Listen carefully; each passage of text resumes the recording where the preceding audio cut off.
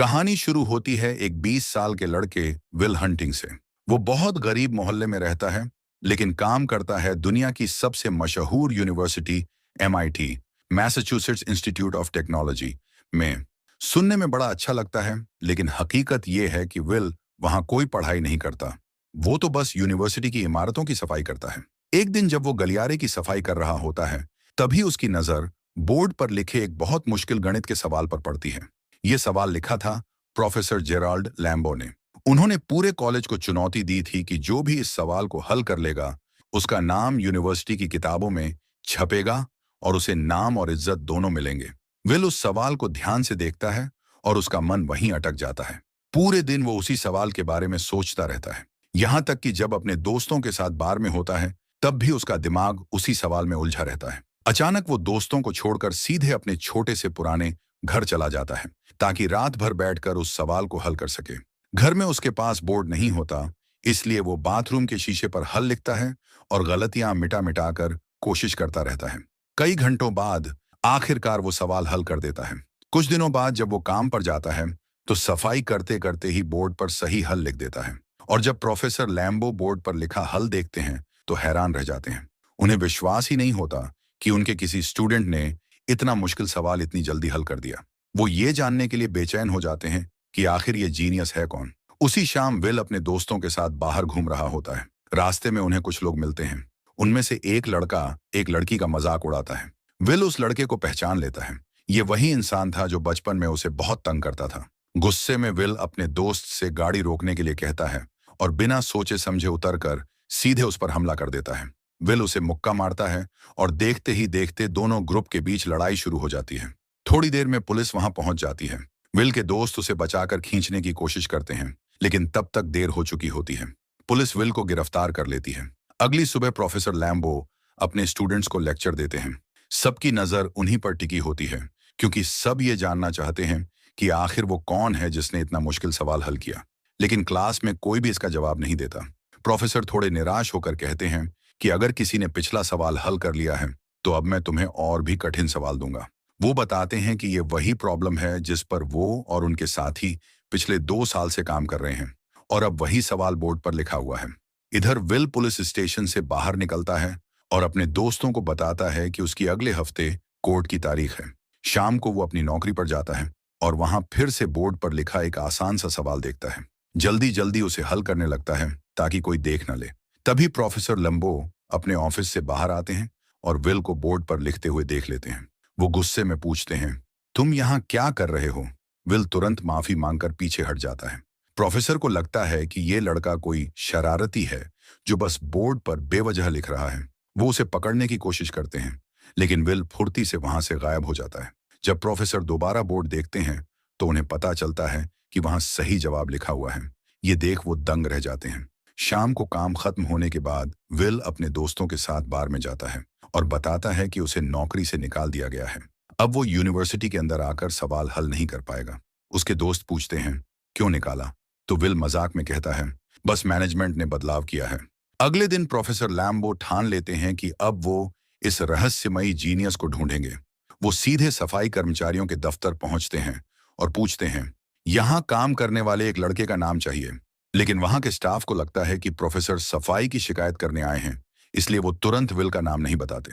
थोड़ा समय बाद ये पता चलता है कि विल MIT में सफाई का काम अपनी मर्जी से नहीं कर रहा था, बल्कि ये कोर्ट की तरफ से दी गई कम्युनिटी सर्विस थी। अब उसका केस सुनने का दिन आ चुका था। कोर्ट में प्रोफेसर लैम्बो भी मौजूद होते हैं। वहां सब देखते हैं कि विल खुद ही अपना केस लड़ रहा है। वो कानून और समाज के बारे में इतनी जानकारी दिखाता है कि सब हैरान हो जाते हैं। लेकिन उसके खिलाफ बहुत सारे पुराने केस होते हैं, इसलिए जज उसे जेल भेज देते हैं और $50,000 की जमानत रख देते हैं। कुछ समय बाद प्रोफेसर लैम्बो जेल में विल से मिलने आते हैं। वो बताते हैं कि जज ने उसे जेल से बाहर आने की इजाजत दे दी है, लेकिन 2 शर्तों के साथ। पहली, विल को हर हफ्ते प्रोफेसर के साथ पढ़ाई करनी होगी। दूसरी, उसे हर हफ्ते एक मनोवैज्ञानिक डॉक्टर से मिलना होगा, ताकि उसका गुस्सा और अपराध जैसी आदतें कम हो सकें। विल को लगता है कि उसे मनोवैज्ञानिक डॉक्टर की कोई जरूरत नहीं है, लेकिन आजाद होने के लिए वो ये शर्त मान लेता है। जेल से निकलने के बाद वो प्रोफेसर के साथ पढ़ाई शुरू करता है और मुश्किल से मुश्किल सवाल आसानी से हल कर देता है। प्रोफेसर उसकी काबिलियत देखकर बहुत प्रभावित होते हैं, लेकिन थेरेपी इतनी आसान नहीं होती। प्रोफेसर कई अलग अलग डॉक्टर बुलाते हैं, लेकिन कोई भी विल को संभाल नहीं पाता। पहला डॉक्टर तो डर ही जाता है, क्योंकि विल उसकी लिखी किताब का मजाक उड़ाता है।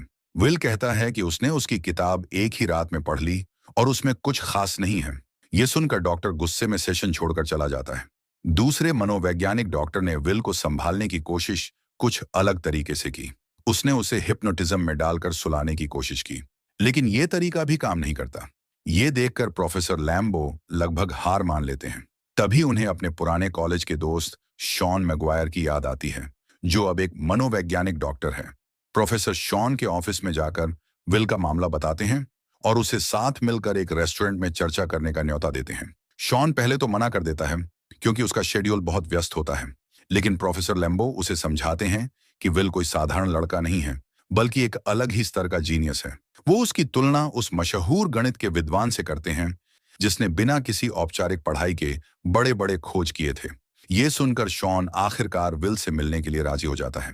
पहले सेशन में विल हमेशा की तरह बदतमीजी और मजाक से डॉक्टर को परेशान करने की कोशिश करता है।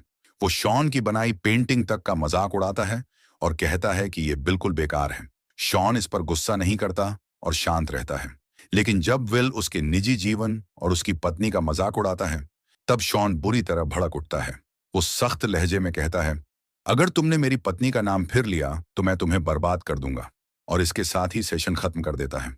बाद में जब प्रोफेसर लैम्बो देखते हैं कि शॉन परेशान है, तो वो उसे कहते हैं कि अगर चाहे तो ये केस छोड़ सकता है, लेकिन शॉन साफ कहता है कि वो अगले हफ्ते फिर से विल से जरूर मिलेगा। पहले सेशन के बाद शॉन देर तक विल की बातों के बारे में सोचता रहता है, खासकर जब उसने उसकी पत्नी का जिक्र किया था। ये यादें उसे अकेला महसूस कराती हैं। उधर विल अपनी जिंदगी में थोड़ा आगे बढ़ता है। वो बार में मिली लड़की स्काइलर के साथ डेट पर जाता है। स्काइलर उसे बताती है कि उसे अपने पापा से बहुत पैसे विरासत में मिले हैं और वो स्टैनफोर्ड यूनिवर्सिटी में एडमिशन लेने की सोच रही है। दोनों की शाम बहुत अच्छी गुजरती है और आखिर में एक डाइनर में दोनों किस करते हैं। अब आता है दूसरा थेरेपी सेशन। इस बार शॉन विल को ऑफिस में नहीं, बल्कि पार्क की बेंच पर ले जाता है। जैसे ही विल अपनी पुरानी मजाक और तानेबाजी वाली हरकतें शुरू करता है, शॉन उसे रोक देता है।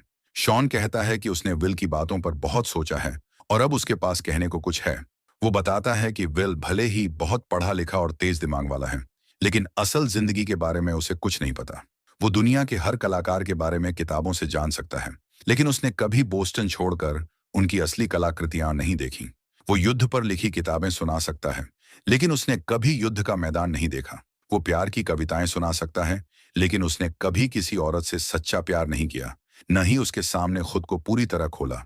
और सबसे अहम बात, जब तक विल अपने दिल का दर्द खुद नहीं बताएगा, तब तक कोई ये नहीं समझ सकता कि एक अनाथ होने का दर्द क्या होता है। शॉन कहता है कि किताबों से ये सब नहीं सीखा जा सकता। असली सबक जिंदगी खुद सिखाती है। अगले सेशन में विल पूरे टाइम चुप रहता है। शॉन शांति से बैठा रहता है, क्योंकि उसे पता होता है कि विल बस उसे परख रहा है, और वो सही निकलता है। अगले ही सेशन में विल चुप्पी तोड़ता है और शॉन को एक गंदा चुटकुला सुनाता है। इसके बाद दोनों हल्की फुल्की बातें करने लगते हैं। विल अपनी डेट के बारे में बता देता है। शॉन पूछता है कि क्या वो स्काइलर से दोबारा मिलेगा। तब विल एक सच्चाई मान लेता है। वो कहता है कि शायद नहीं, क्योंकि वो नहीं चाहता कि स्काइलर की उसकी नजरों में बनी परफेक्ट इमेज टूट जाए। लेकिन शॉन उसे समझाता है कि असल में विल अपनी ही बनाई हुई परफेक्ट इमेज से डर रहा है, लड़की की नहीं। असली रिश्तों में एक दूसरे की कमियां और आदतें स्वीकार करनी पड़ती हैं। शॉन अपनी बीवी की कहानी बताता है, जो हाल ही में कैंसर की वजह से गुजर गई थी। वो कहता है कि उसे उसकी छोटी छोटी आदतें और नखरे सबसे ज्यादा याद आते हैं। असली प्यार और नजदीकी तभी होती है जब हम इंसान को उसकी कमियों के साथ अपनाएं। पहली बार विल ध्यान से सुनता है। दूसरी तरफ विल स्काइलर से मिलने उसके हॉस्टल पहुंचता है। स्काइलर हैरान होती है, क्योंकि विल ने लंबे समय से उसे कॉल नहीं किया था, लेकिन वो बाहर जाने के लिए मान जाती है। अगले दिन दोनों डॉग रेस देखने जाते हैं और बहुत अच्छा वक्त बिताते हैं। स्काइलर विल से पूछती है कि वो कहाँ बड़ा हुआ। विल सच छुपाकर मजाक में कह देता है कि उसके 12 बड़े भाई हैं।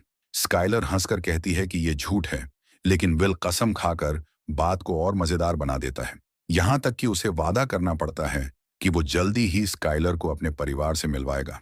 इसके बाद स्काइलर विल से पूछती है कि किसी को कैसे पता चलता है कि वही उसका सच्चा साथी है।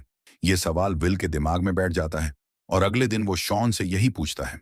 शॉन मुस्कुराकर बताता है कि उसे अपनी बीवी को देखकर पहली नजर में ही समझ आ गया था। फिर वो एक किस्सा सुनाता है। एक बार उसे एक बहुत ही रेयर बेसबॉल मैच के टिकट मिले थे, लेकिन उसने वो मैच छोड़ दिया क्योंकि उसी दिन एक खूबसूरत लड़की बार में मिली थी। शॉन कहता है कि उसे आज भी उस मैच को मिस करने का कोई अफसोस नहीं है।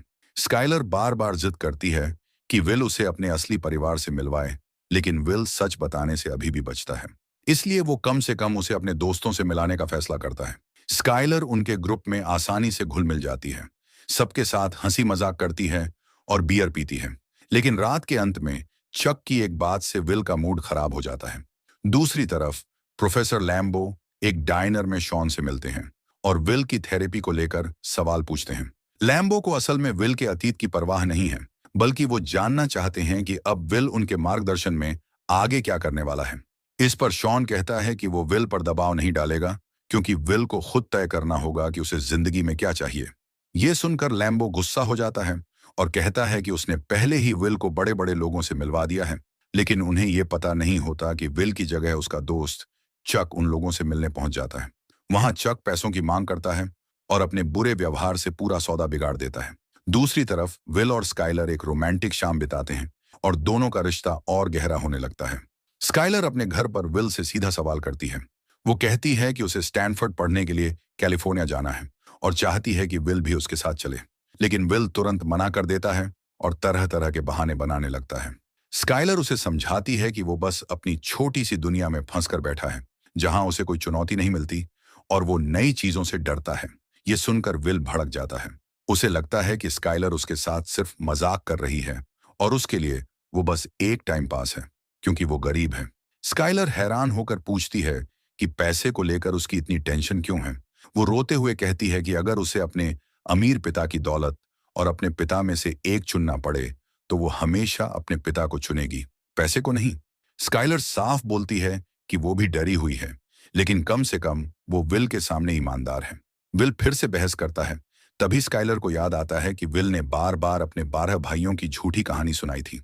अब विल पूरी तरह अपना आपा खो देता है और चिल्लाने लगता है। वो कहता है कि स्काइलर उसकी असली जिंदगी कभी जानना ही नहीं चाहेगी, क्योंकि सच्चाई ये है कि वो एक अनाथ है और बचपन में लोगों ने उसके साथ बहुत बुरा व्यवहार किया था। स्काइलर आंसू भरी आंखों से उसे भरोसा दिलाती है कि वो उसकी हर बात जानना चाहती है, चाहे वो कितनी भी दर्दनाक क्यों ना हो। आखिर में स्काइलर उससे अपने दिल की बात कहती है। वो उससे प्यार करती है, लेकिन विल का दिल पहले ही बंद हो चुका है और वो ठंडी आवाज में कहता है, मैं तुमसे प्यार नहीं करता। इसके बाद विल की मुलाकात प्रोफेसर लैम्बो से होती है। लैम्बो नाराज होता है क्योंकि बिजनेस पार्टनर्स के साथ मीटिंग में विल की हरकतों ने सब गड़बड़ कर दी। विल गुस्से में फट पड़ता है और कहता है कि उसे अब यकीन ही नहीं है कि वो ये अकादमिक करियर वाकई चाहता भी है या नहीं। अब विल और प्रोफेसर लैम्बो की बातचीत और भी मुश्किल हो जाती है, क्योंकि विल की तेज दिमागी बातें लैम्बो को नीचा दिखा देती हैं। लैम्बो कहता है कि उसे विल से कम थोड़ा आभार तो चाहिए था। दोनों में बहस होती है और विल गुस्से में चला जाता है। कुछ समय बाद विल को नेशनल सिक्योरिटी एजेंसी NSA में नौकरी के लिए बुलाया जाता है, जहां उसे सुनहरे करियर का वादा किया जाता है। लेकिन विल साफ मना कर देता है। उसका कहना है कि वह किसी आम इंसान की जिंदगी सिर्फ राजनीति की चालों के लिए बर्बाद नहीं करना चाहता। इसके बाद विल फिर से शॉन से मिलता है। शॉन पूछता है कि उसने NSA की नौकरी क्यों ठुकराई। विल हंसकर कहता है, मैं तो किसी और बेहतर मौके का इंतजार कर रहा हूं। शॉन, जो उसका मनोवैज्ञानिक डॉक्टर है, विल से पूछता है कि क्या उसके पास कोई ऐसा दोस्त है जिससे वो दिल की बातें कर सके, या क्या वह कभी अकेलापन महसूस करता है। विल इसका जवाब देने की बजाय मशहूर दार्शनिकों के नाम गिनाने लगता है। तब शॉन समझाता है कि असली रिश्ते तो जिंदा लोगों से ही बनाए जा सकते हैं। शॉन फिर पूछता है कि अगर विल सच में अपने भविष्य को लेकर गंभीर है, तो वह चाहता क्या है। विल मजाक में कहता है कि उसे ईंट लगाने या चरवाहा बनने में भी कोई दिक्कत नहीं। शॉन समझ जाता है कि विल बस मजाक कर रहा है और अपनी सच्चाई से भाग रहा है। गुस्से में शॉन उसे अपने ऑफिस से बाहर निकाल देता है। विल हैरान रह जाता है कि उसे क्यों निकाला गया। तब शॉन साफ कहता है, क्योंकि तुम ईमानदारी से जवाब नहीं दे रहे, बस अपनी असली पहचान छुपा रहे हो। शॉन से बात करते हुए विल पूछता है, तुम अपनी जीवन साथी की बातें करते हो, लेकिन तुम्हारी पत्नी कहाँ है। शॉन शांति से जवाब देता है, वो अब इस दुनिया में नहीं है। समय बीतता है और विल स्काइलर को फोन करता है। लेकिन स्काइलर अब उसका इंतजार छोड़ चुकी होती है, क्योंकि विल कोई पक्का फैसला ही नहीं लेता। स्काइलर आखिरी बार कहती है, आई लव यू, अपना ख्याल रखना, और फिर वो कैलिफोर्निया चली जाती है। दूसरी तरफ विल बॉस्टन में अपने दोस्त चक के साथ कंस्ट्रक्शन का काम करने लगता है। उधर प्रोफेसर लैम्बो फोन पर बात करते हुए कहता है कि विल अब अपनी जिम्मेदारी पूरी नहीं कर रहा। अगर वो कोर्ट में रिपोर्ट कर दे कि विल सेशन पर नहीं आ रहा, तो विल वापस जेल चला जाएगा, और इस बार उसका मन भी साफ रहेगा। काम के दौरान ब्रेक में चक विल से पूछता है कि वो जिंदगी में आगे क्या करने वाला है। विल मजाक में कहता है कि उसे लैब में चूहा बनकर गणित के सवाल हल नहीं करने, बल्कि बॉस्टन में रहकर अपने दोस्तों के साथ मस्ती करनी है। लेकिन इस बार चक खुलकर विल को डांटता है। वो कहता है कि विल अपनी काबिलियत बर्बाद कर रहा है। चक ये तक मान लेता है कि हर रोज वो ये ख्वाहिश करता है कि एक दिन विल अपने घर से निकले और अपनी असली जिंदगी बनाए। इसी बीच लैम्बो को पता चलता है कि विल अब शॉन के साथ थेरेपी पर भी नहीं जा रहा। गुस्से में लैम्बो शॉन को धमकाता है कि वो जज को सब सच बताएगा, और शॉन पर यह इल्जाम लगाता है कि वही विल को फिर से अपराधों की तरफ धकेल रहा है। शॉन प्रोफेसर लैम्बो से कहता है कि उसे इस बात से फर्क नहीं पड़ता अगर लोग उस पर हंस लें, लेकिन वो विल की भावनाओं को नजरअंदाज नहीं कर सकता। शॉन बताता है कि लैम्बो को कभी असली प्यार स्वीकार करना आया ही नहीं, और वो पूरी जिंदगी अकेला ही रहा है। लेकिन लैम्बो उसकी बात सुनने को तैयार नहीं होता। उसे लगता है कि शॉन उसकी सफलता से जलता है। ये सुनकर शॉन हैरान रह जाता है, और उसे लगता है कि लैम्बो बस घमंडी है। शॉन समझाता है कि वो सिर्फ विल के भविष्य और उसकी असली ख्वाहिशों की परवाह करता है, जबकि लैम्बो का दबाव उसे नाकाम बना सकता है। तभी लैम्बो चुपचाप वहां से चला जाता है और विल को शॉन के साथ अकेला छोड़ देता है। शॉन विल को बताता है कि उसका और लैम्बो का झगड़ा व्यक्तिगत नहीं है, बल्कि ये पुरानी बातों से जुड़ा हुआ है। फिर शॉन बात बदलते हुए बताता है कि उसने विल के बारे में जज के लिए एक रिपोर्ट तैयार की है। विल उससे पूछता है कि क्या उसके जैसे और भी मरीज उसके पास आए हैं। तभी शॉन पहली बार अपनी पर्सनल लाइफ शेयर करता है और बताता है कि उसका पिता शराबी था, जो उसे बहुत मारा करता था। वो विल से कहता है कि जो कुछ भी उसके साथ हुआ उसकी गलती नहीं है। शुरुआत में विल मजाक बनाकर बात टालने की कोशिश करता है, लेकिन फिर अचानक टूटकर अपने असली जज्बात बाहर निकाल देता है। आखिरकार सब कुछ साफ होने लगता है कि उसका पिता शराबी था और बचपन में उसे बहुत मारा पीटा करता था। विल अपनी आखिरी सेशन के लिए शॉन के पास आता है और बताता है कि उसने प्रोफेसर लैम्बो द्वारा सुझाई गई कंपनियों में से एक में जॉब ज्वाइन करने का फैसला कर लिया है, और वो इस फैसले से खुश है। शॉन भी कहता है कि उसने थोड़ी दुनिया घूमने का सोचा है, और जाते जाते अपना नंबर विल को दे देता है। शाम को विल अपने दोस्तों के साथ अपना बर्थडे सेलिब्रेट करता है। उसके दोस्त उसे एक कार गिफ्ट करते हैं जो उन्होंने पुराने पार्ट्स से जोड़कर बनाई थी। इस बीच प्रोफेसर लैम्बो शॉन से मिलने आता है। दोनों एक दूसरे से माफी मांगते हैं और फिर साथ में बार में ड्रिंक करने निकल जाते हैं। दूसरी तरफ हमेशा की तरह चक विल को लेने आता है, लेकिन इस बार वो देखता है कि विल घर पर नहीं है।